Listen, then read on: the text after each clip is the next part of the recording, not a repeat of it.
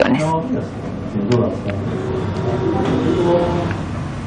Bueno, y queremos analizar el escenario que ha puesto esta propuesta del Ejecutivo, tanto en términos regulatorios como éticos, y para eso vamos a conversar aquí con el ex ministro de Salud del gobierno del presidente Piñera, el doctor Jaime Mañalich, a quien le damos la bienvenida. Doctor, bienvenido, muchas gracias por estar con nosotros.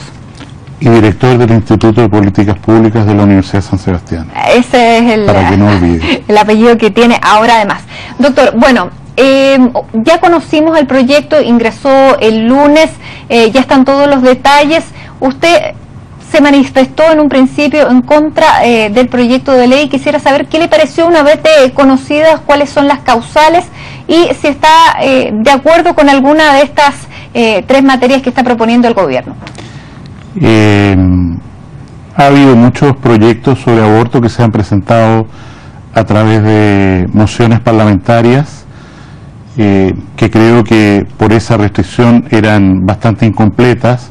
Dentro del programa del gobierno de la presidenta Bachelet se planteó que iba a enviarse un proyecto desde el Ejecutivo para tramitar en el Congreso, y bueno, se ha cumplido la promesa con ciertas dificultades, porque en realidad, mirando entre líneas, es evidente que a la presidenta no le habría gustado o no le gustaba meterse en un tema de esta envergadura en la situación de conflicto político que hay hoy día en el país, pero dos senadores de la Comisión de Salud fueron avanzando con amenazas, mostrándose como personas, comillas, extraordinariamente progresistas, y en la práctica impusieron una agenda al Ejecutivo para enviar este proyecto, cosa que la presidenta cumplió. ¿A quién se refiere? A Girardi Rossi. Perfecto.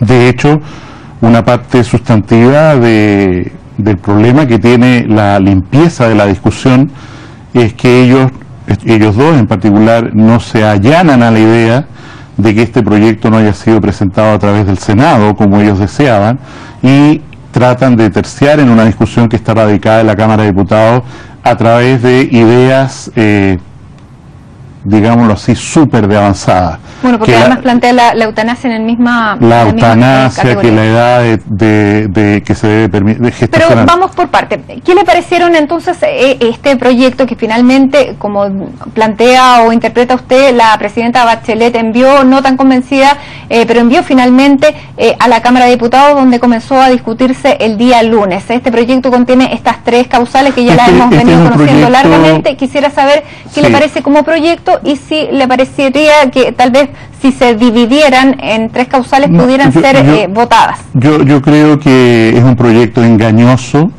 porque lo que pretende este proyecto, lo he estudiado con mucho detalle, he hablado con abogados a la materia, lo que se pretende en definitiva es que en Chile haya un aborto libre como método anticonceptivo adicional, como desean las organizaciones extranjeras, internacionales, eugenésicas, que Chile haga, que no se siga restando de esta política poblacional y demográfica que se ha instalado en todo el orbe por el impulso de estas naciones y estas organizaciones que buscan fundamentalmente que en países pobres o pequeños en vías de desarrollo haya una disminución dramática de la tasa de natalidad, que es un objetivo, una meta que en nuestro país ya se ha logrado en exceso. Pero ¿cómo se puede plantear eso cuando los países, entre comillas, desarrollados, todos tienen una legislación de aborto?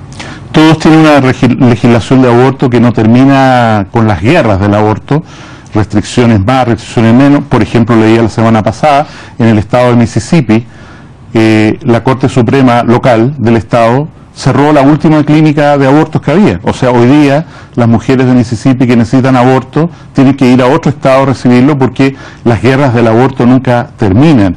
Y en España vemos que hay discusión, en la Comunidad Europea que hay discusión, y detrás de una aparente legislación libre de aborto, en realidad estos mismos países se han ido poniendo cada vez más restricciones, que tiene que haber una consejería, que tiene que tener la opinión del padre, que la mujer tiene que ser sometida a un examen psicológico, no vaya a ser qué, etcétera, etcétera. Bueno, pero este es un proyecto que está en pleno inicio y en plena discusión, y podrían aplicarse algunas cautelas respecto a la práctica de los abortos y en definitiva lo que yo entiendo que plantea es la despenalización en 3 casos, pero no la legislación que termina con el aborto.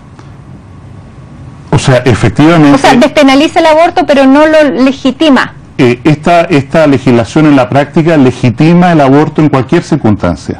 Ese es el efecto final de esta ley. ¿Cómo llega, doctor, usted a esa lectura?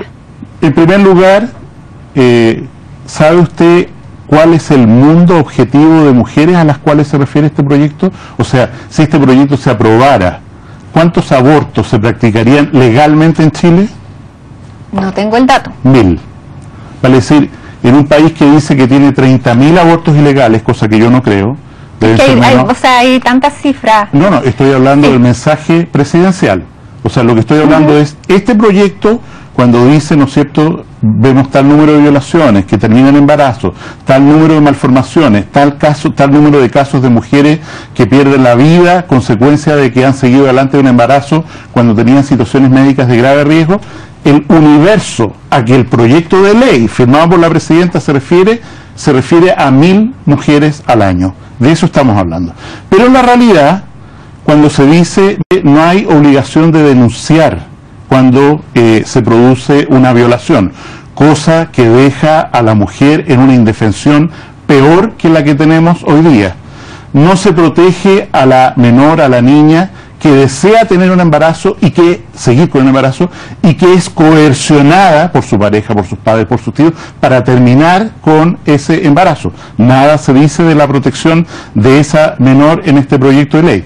Y en la medida en que aquellas condiciones de salud que teóricamente van a ser protegidas en la mujer con riesgo de vida a través de este proyecto, en la realidad esto queda al arbitrio de un argumento que va a hacer el ministro o ministra de salud de turno, que lleva sin más a la liberación completa del aborto como método anticonceptivo en nuestro país. Doctor, si se quisieran efectivamente, como usted dice, proteger a esos 1000 casos para los que se requeriría una ley como la que se está presentando en la Cámara, ¿qué es lo que tendría que decir este proyecto de ley? En primer lugar, el proyecto dice que hay 1000 casos, pero las bases sobre los que lo calcula son falsas. ¿Por qué? En Chile no hay mortalidad materna, tenemos la segunda cifra más baja de mortalidad materna de toda América después de Canadá. No hay mortalidad materna atribuida al embarazo. Doctor, y en este caso que siempre se habla de que claramente en Chile si está en riesgo la vida de la madre, siempre se va a salvar a la madre y que muchos plantean que en ese caso ni siquiera hay que discutirlo porque es un tema que ya es así. ¿Por qué entonces no se legisla y queda básicamente cerrado en términos legales para que nadie en alguna parte de Chile le quede ninguna duda, ningún médico que vaya a ser acusado? ¿Le parece que eso podría...? Se suscribiría a las declaraciones y a los estudios que hizo el actual subsecretario de Salud el año 2012-2013, donde él señala que de acuerdo a la Lex Arti, a lo que hoy día se practica, de acuerdo a lo que se practica en todo Chile, la figura de despenalizar el aborto, él lo dice, el subsecretario de Salud Pública de este gobierno, dice, no es necesario, y lo dice en la Cámara de Diputados, en el Senado, cuando se está tramitando una moción parlamentaria para legislar sobre el aborto, va este académico, entonces dice, yo creo que esto no es necesario. ¿Por qué? Porque hoy día no ocurre que una mujer que está en riesgo vital se le prolongue su embarazo porque tiene un cáncer y no se trate, o porque tiene una preeclampsia, o sea, una hipertensión severa del embarazo, y no se saque la guagua. Yo, como especialista en hipertensión arterial, le he recomendado a mujeres, y así se ha hecho, que se adelante su parto a las 26, a las 25 semanas, con una probabilidad muy grande de que ese niño no salga adelante a pesar de la lucha que se dé por salvarlo. Pero más allá de lo que pudiera pensar el subsecretario actual, tiene una jefa que es la ministra y una jefa más allá que es la presidenta de la República. ¿Usted definitivamente no cree que esa causal tampoco sea viable para ser materia de legislación? No creo que sea viable ni necesaria. Ahora, con respecto a las otras dos, que generan tal vez un debate mayor porque una se habla de la inviabilidad del feto y la otra es el caso de la violación. Respecto a la inviabilidad del feto, mirando el proyecto, o sea, estoy hablando solo de lo que está escrito en este proyecto, se señala que se va a autorizar o se va a despenalizar el aborto en aquellos casos de mujeres que tienen un embarazo con un feto completamente inviable hasta las 12 semanas de embarazo. 12 semanas, 3 meses. La probabilidad que en Chile hoy día se pueda decir con certeza que ese producto de la concepción, ese embarazo que está gestando una mujer, tiene una situación de inviabilidad fetal, o sea, hecho todo lo que se puede hacer, ese niño de todas maneras va a morir antes de los 28 días, es una utopía científica completa. Entonces usted está de acuerdo con los senadores Rossi y Girardi que dicen que hay que terminar con los plazos porque claramente no se puede diagnosticar a ese, yo no puedo estar de acuerdo con ellos por las razones que he señalado. Ellos quieren un aborto en toda circunstancia y es evidente que lo que hace este proyecto es generar esa opción tramposamente. ¿Por qué? Porque en Chile no discutimos de la arista Soquimich, no discutimos las cosas como son. Este es un proyecto que usa en la base del derecho a elegir de la mujer, que puede ser un principio muy legítimo, el aborto en cualquier circunstancia, hasta una fecha que está por definirse. Según el proyecto, 12 semanas para mujeres mayores. Pero la inviabilidad fetal, de acuerdo a su criterio médico, ¿no se diagnostica a las 12 semanas?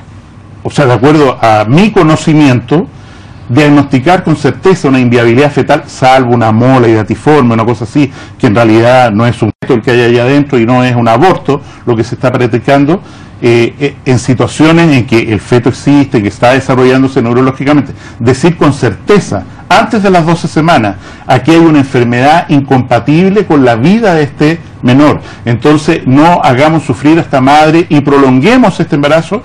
Yo creo que es más razonable reconocer que uno habla de aborto en un embarazo que se interrumpe espontáneamente, un aborto espontáneo, o positivamente haciendo una acción, un aborto provocado, antes de las 22 semanas de embarazo. Esperemos a las 22 semanas y si efectivamente en ese momento, a las 23, a las 24, tenemos demostrado claramente que ese niño tiene una malformación absolutamente incompatible con la vida, bueno, procedamos a, no a un aborto, sino a ir a un parto prematuro. Porque es lo mismo. Un aborto es un embarazo que se interrumpe antes de las 22 semanas. Ya. Después de las 22 semanas se llama parto prematuro. Parto prematuro.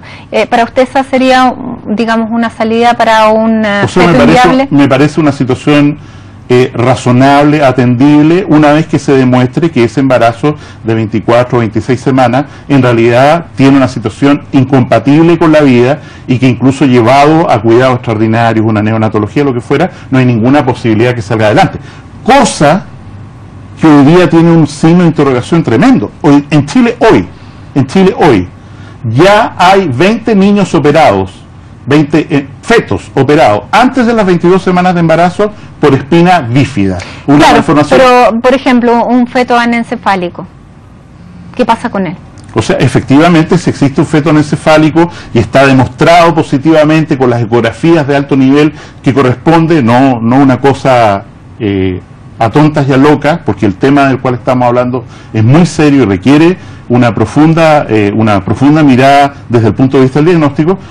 Bueno, que siga hasta que se pueda hacer un parto anticipado, un parto prematuro.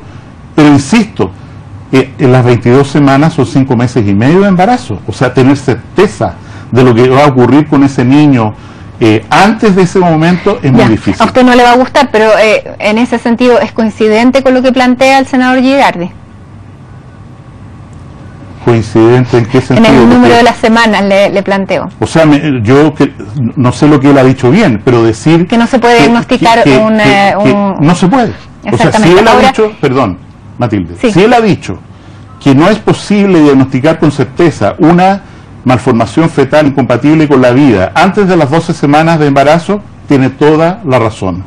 Y la respuesta no es para mí la que él propone, que se alargue el periodo de ventana de aborto, hasta los 6 meses. Doctor, y vamos a la última, ya se nos está acabando el tiempo, pero me gustaría conocer su reflexión respecto a lo que pasa con las mujeres y fundamentalmente tal vez lo que puede ser más doloroso, una niña abusada que tenga que enfrentarse a una situación como esta. Como han dicho ya muchos actores políticos, esa es exactamente la ventana por la cual se abre el aborto en todas circunstancias, sobre todo cuando se produce una contradicción con un derecho muy importante de la mujer, que es la posibilidad de denunciar, de que el médico que la atiende denuncie la violación y se persiga al culpable para que no haga el mismo delito en ese y otro. Pero le digo esto, en el caso emblemático del año 73 de Estados Unidos, de Wade versus Roe, la mujer llevó adelante un reclamo hasta la Corte Suprema que legitimó el aborto en Estados Unidos. ¿Por qué? Porque ella dijo que volvía a una celebración y fue violada por una pandilla. 8 años después, cuando se falló a favor de ella, en realidad no se falló a favor de ella porque ella tuvo la guagua y fue dada en adopción, resulta que ella confesó que era falso, que esto había sido una relación sexual consentida, que ella había quedado embarazada porque no se había protegido. Perdón, pero ¿usted es de los hombres que no cree en la violación? Evidentemente que creo en la violación y he atendido a muchas víctimas de violación. Pero entonces, ¿por qué pone en duda por el caso de una mujer? Probablemente puede haber varias, pero ¿por qué poner en duda una situación tan extrema, tan dolorosa y tan delicada como es una violación? No, una mujer que dice, aquí se ha cometido un delito. Este señor, mi tío, me violó y producto de eso quedé embarazada. Lo que dice la justicia chilena es que antes de que usted, señor, meterlo preso. Entonces, esta ley tiene un relajamiento del tema de la violación que es extraordinariamente peligroso. Y si esa ley efectivamente se corrigiera y dijera sí, tiene que denunciar, ¿usted tampoco estaría de acuerdo? Tiene que denunciar como fase 1, ¿sí? O sea, se permite abortar aquel embarazo que se ha producido producto de una violación antes denunciada. Claro, yo creo que sería un avance para circunscribir esto a los casos reales, pero así todo, pienso que el daño que produce, porque hoy día, quiero decirlo claramente, nosotros no tenemos un problema de salud que deba resolverse por aborto, no lo tenemos. El tema del aborto en Chile es un tema legítimo de decisión, de libertad de la mujer respecto a qué hacer con su propio cuerpo y cuándo el ser que lleva adentro es solo una cosa de ella y cuando ya es un otro. Doctor, ¿terminaría con los abortos clandestinos una ley como esta? No hay abortos clandestinos en Chile. La ministra dijo el martes en la Cámara que ella no le constaba que hubieran abortos clandestinos. Yo creo además que ¿usted cree que el misotrol no provoca abortos clandestinos? Abortos clandestinos cruentos, en el sentido de lo que se describe y trata, porque este proyecto habla de eso, en la medida en que pretende proteger a la mujer de mortalidad. O sea, no queremos que sigan los abortos clandestinos que matan mujeres. Eso es mentira, no existen. ¿Hay mujeres en Chile que usan misotrol? Muchas mujeres. ¿Hay aborto producido por misotrol? Hay muchos. Pero eso ni siquiera está aquí. Piense usted que se habla de la objeción de conciencia, pero se dice que cualquier médico está obligado a practicar un aborto. O sea, si un médico internista está en el servicio de urgencia, porque no se habla de especialistas. No, pero se habla de la objeción de conciencia a nivel individual y no, digamos, pero no se habla ni siquiera de la objeción técnica. Ajá. O sea, si llega una mujer, ¿no es cierto?, y dice yo quiero un aborto al hospital X, y resulta que el médico, no hay otro médico ahí, cirujano, dice, en realidad yo no sé cómo hacer esto. Doctor, y usted que conoce claramente el tema del misotrol, ¿usted tiene alguna...? Claramente no, porque es difícil. Sí, es difícil, y es difícil también tener las cifras, pero ¿usted tiene algún estudio que magnifique la cantidad de abortos que se producen por este medicamento? Nosotros estimamos desde el Ministerio en un momento determinado, en base a cifras de importación, denuncias de importación ilegal, etcétera, que la cifra de abortos producidos por el químico, no quirúrgico, debe andar en el orden de 14.000 al año en Chile. Perfecto. Doctor, ¿usted va a ir a la comisión? No me han invitado. ¿Y no se puede ir sin invitación? ¿No se puede pedir asistir? Preferiría que me invitaran. No es un lugar que me sienta muy cómodo, yo, la Comisión de Salud de la Cámara de Diputados, así que preferiría que me invitaran. Bueno, doctor, le queremos agradecer para enriquecer este debate que comenzó ya esta semana en la Cámara de Diputados, va a seguir, se hablaba de prácticamente todo el primer semestre, así que sin duda van a surgir muchísimas cosas. Este proyecto no va a salir en este gobierno. ¿Por qué lo dice? Porque no está en la agenda política y porque se va a encontrar con tales dificultades políticas en un momento muy complejo para el gobierno, que igual como ocurrió con, perdón la comparación, los estacionamientos, se va a postergar y postergar. Doctor Mañalich, muchísimas gracias por estar aquí con nosotros. Gracias. Muy buenas tardes. 5 de la tarde con 53 minutos, vamos a cambiar de